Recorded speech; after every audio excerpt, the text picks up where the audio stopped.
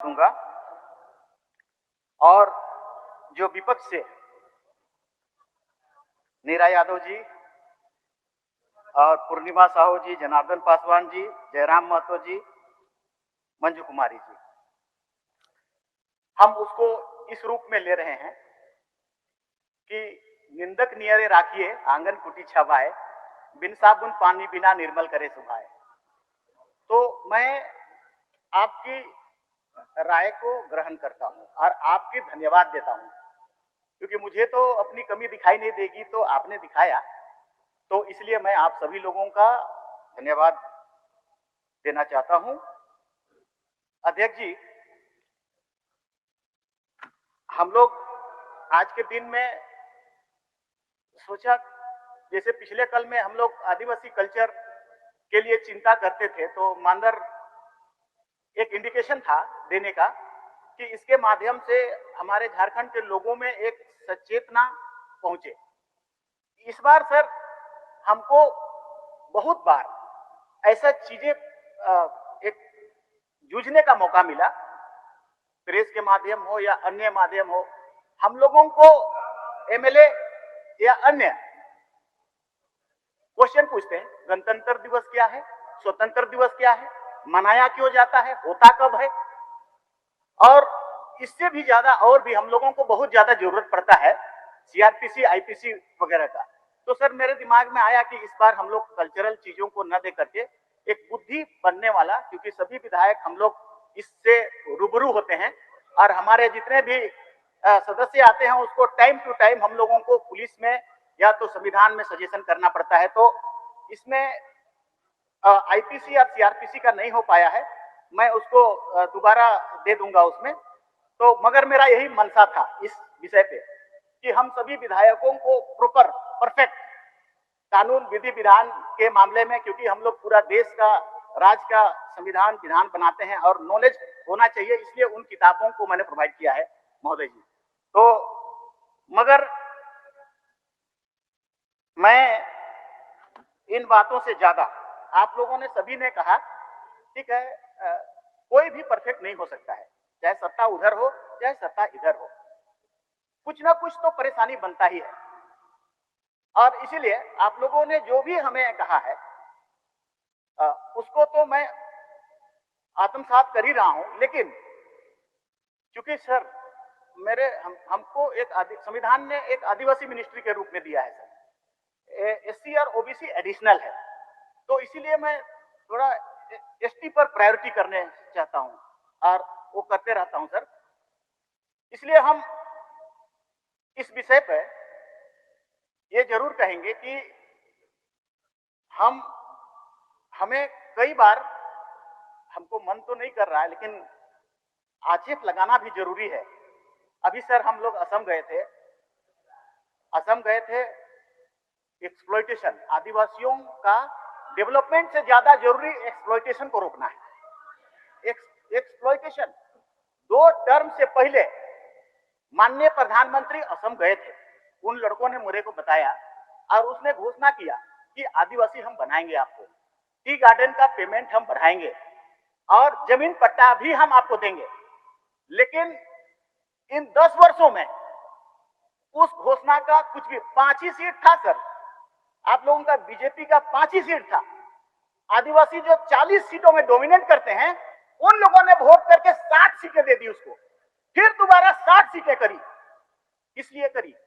इसलिए करा क्योंकि उन्होंने आश्वासन दिया कि आपका टी गार्डन का वेजेस बढ़ाएंगे और आपका आदिवासी स्टेटस देंगे। सर हम ये कहना चाह रहे हैं, भारत देश में अगर कोई ब्राह्मण है सर, कोई झा है, कोई तिवारी है, तो पूरे भारत देश में वो तिवारी ही रहता है, ये झा ही रहता है। असम में वो उरांव मुंडा हो संथाल खड़िया नहीं है, वो हो उरांव मुंडा संथाल खड़िया सर। छत्तीसगढ़ में है, बिहार में है, हमारा झारखंड में है, बंगाल में है, भारत के कई राज्यों में है, असम में नहीं है। आपने कहा, आपने धोखा दिया आदिवासियों को, आपने स्टेटस नहीं दिया। 2,500 रुपया एक दिन में देता है, 2,500 रुपया, 6,000 नमक भात खाएगा तेऊ नहीं पूरेगा पैसा। 500 रुपया केरल में मिलता है पर डे, 400 रुपया कर्नाटक में मिलता है और तमिलनाडु में भी 400 मिलता है। आपने वहां भी कहा हम लोग बढ़ाएंगे, वहां भी नहीं बढ़ा पैसा माटी का। जी जी, हम वहां जाके आए हैं। माननीय मंत्री जी होना चाह रहे थे आज हमें लग रहा था कि झारखंड के परिदृश्य के बारे में बताएंगे मंत्री जी। मंत्री जी बड़े काबिल है, मैं जानता हूं संघर्षशील भी है। असम तो गए, लेकिन मैं कहूंगा कि भी झारखंड में जो ट्राइबल छात्रावास है, आप वहां जाते, वहां देखते किस हालत में बच्चे रह रहे हैं। वहां आपको रहने की ठीक से नहीं है, पेयजल ठीक से सुविधाएं नहीं है, वहां पर रसोईया भी नहीं है, बच्चे अपने से खाना पकाते हैं। हमने पिछले बार भी सदन में आपसे कहा था कि कम से कम वहां नाइट गार्ड भी होना चाहिए लड़कियों के छात्रावास में। तो वहां पर रसोईया नहीं है, नाइट गार्ड नहीं है लड़कियों के छात्रावास में। लकड़ी चून चून करके अध्यक्ष महोदय, दुमका की बच्ची तो आपको गोपी कंदर की जंगलों से लाती है, तब वहां खाना पकाते हैं, तो गैस की कनेक्शन भी उपलब्ध कराते। तो ये चर्चा करते यहाँ की तो हमें अच्छा लगता। असम क्या बोल रहे हैं कोई बात नहीं, आप देश के नेता बनिए, हमें इसमें कोई तकलीफ नहीं है, लेकिन यहाँ जो हालत है, इसलिए मंत्री जी से हम कहेंगे कि आप सभी छात्रावास में आदिवासी छात्रावास घूमिए और भी छात्रावास बनाइए। सर इसलिए थोड़ी सी मंत्री जी, आपको सुझाव ही है, आपको मैं आलोचना नहीं कर रहा हूँ। मुझे इस बात की तकलीफ है, जब 1970 में हम लोग कॉलेज में पढ़ते थे, अध्यक्ष महोदय, गिरिडीह कॉलेज में 3 ट्राइबल लड़के थे। आज वहां 5000 से अधिक की संख्या ट्राइबल बच्चों की हो गई, लेकिन छात्रावास की संख्या नहीं बढ़ी। वहीं की नहीं बने, पूरे राज्य की यही स्थिति है। तो अब लड़कों की छात्रावास बढ़ाइए, लड़कियों की छात्रावास बढ़ाइए और उसको बिल्कुल अप टू डेट जिसको कहते हैं बनाइए। वहां गैस की कनेक्शन भी बच्चों को उपलब्ध कराइए कि हमारे बच्चों और बच्चों को गोपी कंदर की जंगल से लकड़ी चुन करके लाना पड़े, तो ये बड़ा दुर्भाग्य। और 6 वर्षों से आपकी सरकार यहाँ पर है अध्यक्ष महोदय, इसलिए आप वहां और यहाँ आप भाषण आप लोग देते हैं। मैं इसलिए कह रहा हूँ झारखंड पर ध्यान दीजिए। कुछ बोल रहा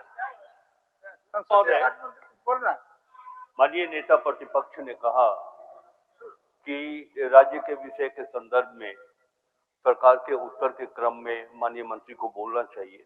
हम समझते हैं, अच्छी बात है, हम जानते हैं कि हमारा अधिकार क्या है, लेकिन जब राज्य में tribal, schedule caste, backward minorities में जो भी कमी है वो तो हमारे अधिकार क्षेत्र में, वो हम पूरा करेंगे।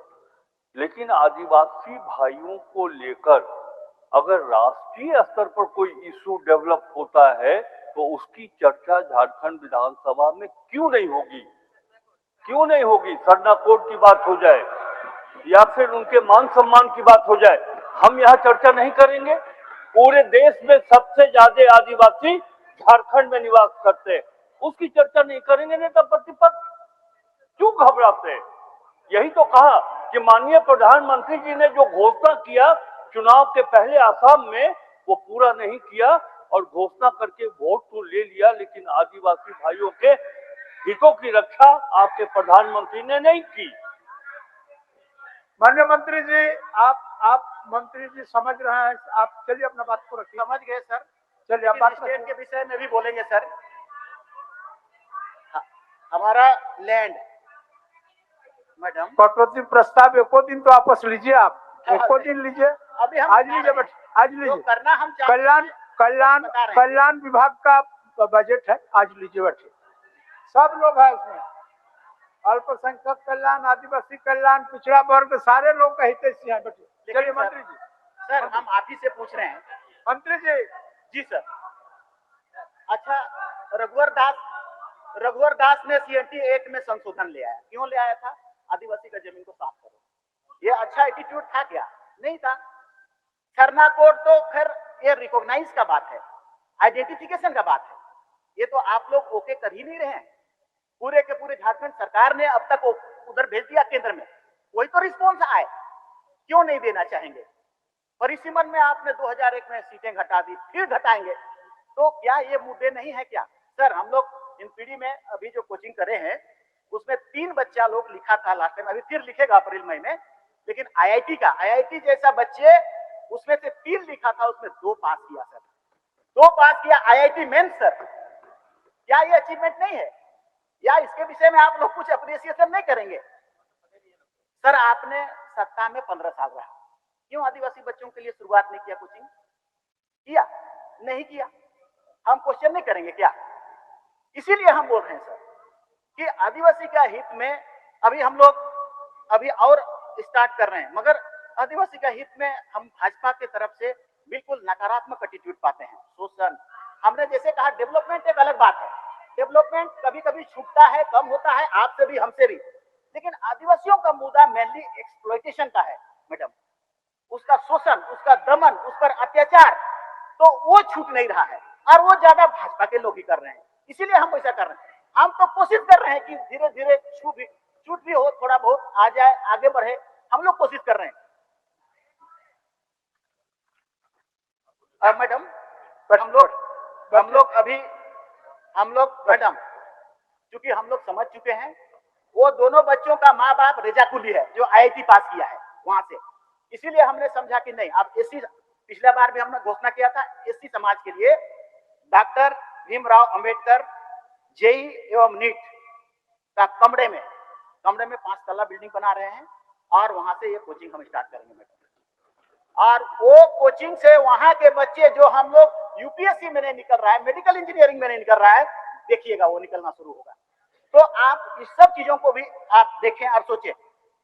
ओबीसी के लिए नगड़ा टोली में हम लोग करने जा रहे हैं शहीद निर्मल महतो के नाम से जेई और नीट का कोचिंग। तो ना आप लोगों ने ओबीसी के लिए किया था पहले ऐसा, पढ़ाई को तो आप समझते ही होंगे, सब लोग समझते हैं, पढ़ाई देश को बदल देता है, समाज को बदल देता है, परिवार को बदल देता है। तो आप पढ़ाई पर क्यों फोकस नहीं किए या आदिवासी पर क्यों फोकस नहीं किए? हम एससी पर भी कर रहे हैं, ओबीसी पर भी कर रहे हैं, तो और एसटी पर भी कर रहे हैं जी। अभी हम लोग सर भगवान बिरसा मुंडा, पूरा भारत देश में उसका नाम है, हम लोग जहां जहां गए, चाहे महाराष्ट्र गए उसको जिंदाबाद, गुजरात गए जिंदाबाद, तो उसके लिए आप बोलते हैं बड़ा बड़ा धरती आबा, मगर सर कुछ नहीं। अभी 40 करोड़ रुपए का टोटल एक म्यूजियम की तरह कि भगवान बिरसा मुंडा जाते कहां थे, बैठते कहां थे, मीटिंग कहां करते थे, किससे किससे मीटिंग किए, अंग्रेजों के खिलाफ प्लान कैसे कैसे बनाते थे और डुमारी बुरू में क्या क्या करके उन्होंने अपना शहादत दिया, इन सभी चीजों को एक बड़ा म्यूजियम के रूप में 40 करोड़ रुपया से कर रहे हैं। ऐसा तो आपने नहीं किया सर, पहले पूरा भारत देश के लोग यहाँ पर आएंगे। इसीलिए मैं अपनी उपलब्धि को आप सबको बता रहा हूं कि मेरा इंटेंशन क्या है, मेरा सोच क्या है। सर हॉस्पिटल पर तो बहुत बातें होती है, मगर हम लोग 16 हॉस्पिटल आदिवासी कल्याण विभाग भी चलाती है।